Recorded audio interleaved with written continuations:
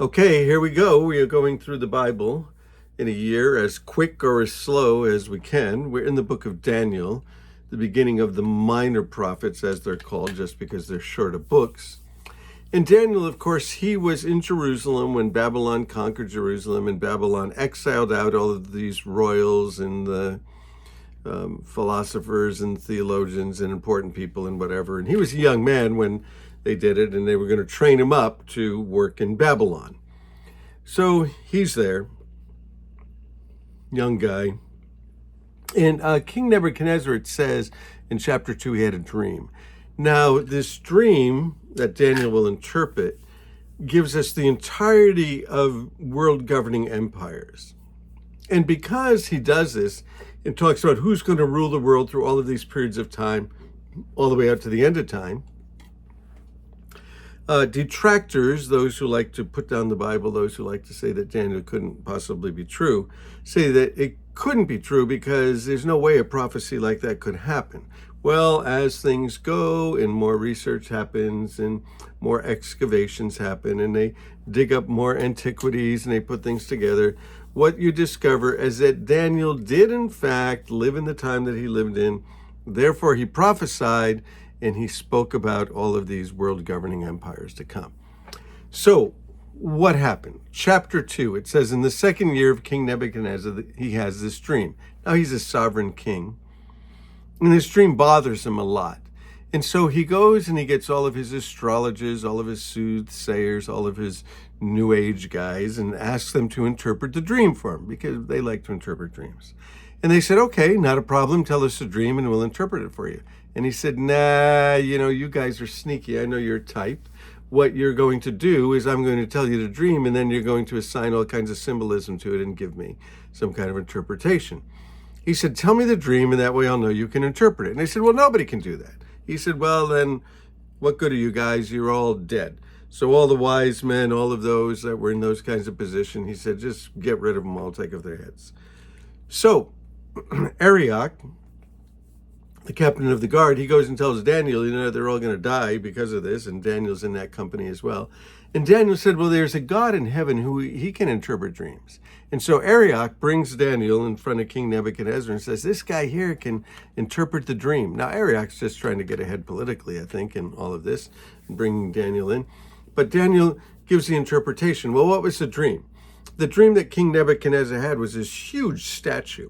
And the statue had a big head of gold, and then it sort of had shoulders and a chest of silver, and then it went down and it had sort of thighs of bronze, and then it had these sort of legs of iron, and then the toes were like iron mixed with clay. That's what he saw. And so Daniel gets in front of the guy and he said, hey, king, this is what you saw. And he told him, he said, you saw this big thing and it was frightening, and it had a big head of gold, and it had silver shoulders, and then it had the bronze middle section, and then it had the iron legs, and then it had the feet that were mixed with iron and mixed with clay. And the king was like, wow, that was my dream. And Daniel said, well, not only that, not only am I going to tell you what the dream was, but I will interpret it, and I will interpret the dream for you. And he said, so this is the dream. He said, you, king, because it comes down to nations, he said, you, King Nebuchadnezzar, are that head. King Nebuchadnezzar, Babylon was a world-governing empire. Had conquered, that part of the world that this literature is being written in. And Babylon is growing. Babylon is strong. Everybody's afraid of it. They rule the world. They're conquering countries, nations, people, tribes all the time, and increasing their kingdom and increasing their reach. So he said, you're that head of gold, King Nebuchadnezzar. Now, what you need to understand, King Nebuchadnezzar of Babylon, he ruled Babylon for, maybe 45 years. They say from 605 BC to 539 BC, somewhere thereabouts, right? Maybe exactly that. How they figure all of this stuff out. These historians are amazing. So he would rule for that period of time, that maybe 65-year period, he would rule, and he's the king. He's the head of gold. And Nebuchadnezzar was like, wow, it's amazing. He said, but there's going to come another kingdom that's going to be different than yours, probably not quite as strong as yours, but maybe, it will be silver, and it has the two arms. And what that kingdom would be was when Babylon falls, the people that take over are the Medo-Persian kingdom, the Medes and the Persians. Now, the Medes and the Persians, they rule for quite some time as well, a little bit longer, almost, 150 years, maybe 200 years, they rule. And that's the silver one. So the Persians are ruling for that period of time.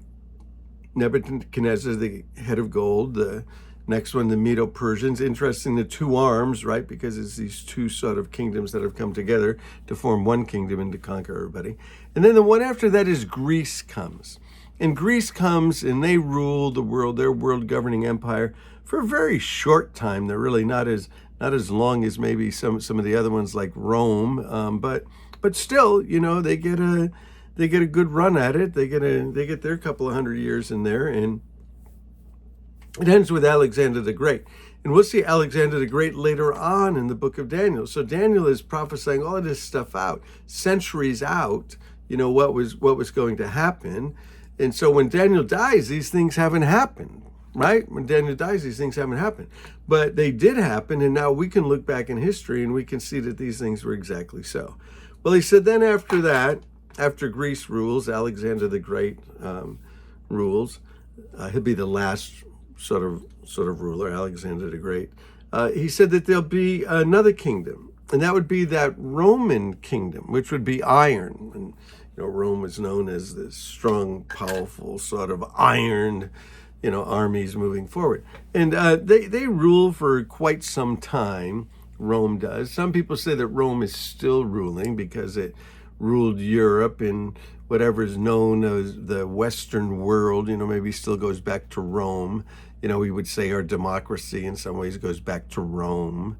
But Rome, of course, it becomes a divided kingdom, and then it becomes a super divided kingdom in the end times. This is a resurrected Roman kingdom. What is it? You have the toes, the 10 toes that are mixed with iron and clay together, somewhat strong, somewhat weak.